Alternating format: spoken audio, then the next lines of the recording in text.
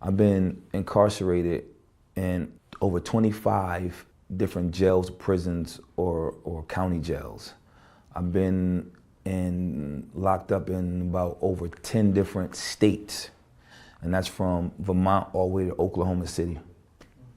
Over 300 million people are currently living in America, a number equivalent to 5% of the world's population. Despite this figure, we hold 25% of the world's prison population. Of the 2.4 million people incarcerated, the country currently displays a 50% recidivism rate.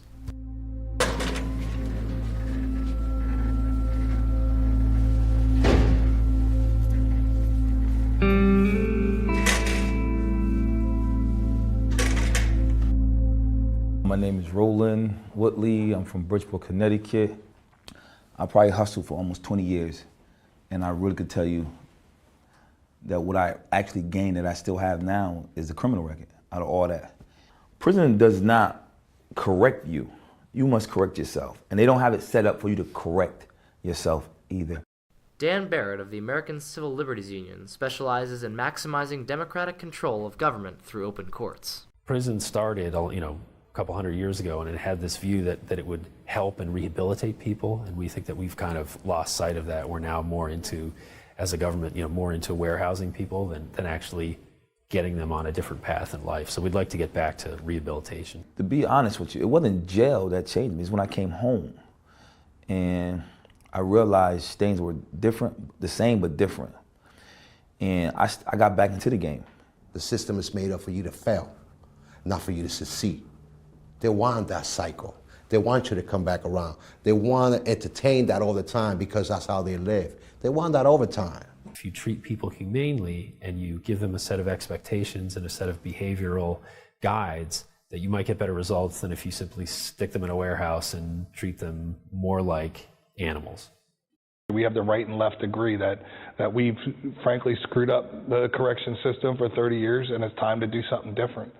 It really starts with understanding that human beings' value isn't diminished by being incarcerated. Tom Wilson, a former entry-level correctional officer, served in the late 80s through the early 90s at Somers Prison. It's supposed to be rehabilitation. I didn't see a lot of rehabilitation when I was there. I saw a lot of what's called recidivism, which is people going out, coming back in. I mean, in my short tenure, I saw people come in and out 3 or 4 times. So that tells me that they're just broken. So the system's broken from a rehabilitation point of view. Every time you want to get into a program and you're almost there, pack your stuff, you're leaving. But I'm about to take this, no, pack your stuff, but I just got here. You got to go, they move you from place to place. So now you don't get that program. Now some people that are weak will be able to say, you know what, fuck this. I'm done with this shit. I've tried to do good, and this is how I get repaid. I think that the mistake a lot of times is the thought that inmates will not return to the community, so we can lock them up. We don't need to give them any job skills. We don't need to give them any education. More than 650,000 ex-convicts will return to society every year. Ex-convicts are 30% less likely to find a job than the average working-age adult. If people have nowhere to go, they tend to fall into bad situations, maybe get back into bad habits, especially if you're talking about someone who's addicted to drugs or something like that. So we're hoping that recidivism rates will lower if we help with transition. My name is Carlos Cosme. I grew up in Spanish Harlem on 104th Street in New York City, Manhattan. I just started selling drugs, and it's funny because you start at the bottom, you get incarcerated, you come home, you do a little better. Then you get incarcerated, you come home, you do even a little better than that. And so the last time that you feel you're on top, and that's when they give you the most time. So it's just a weird game that we played.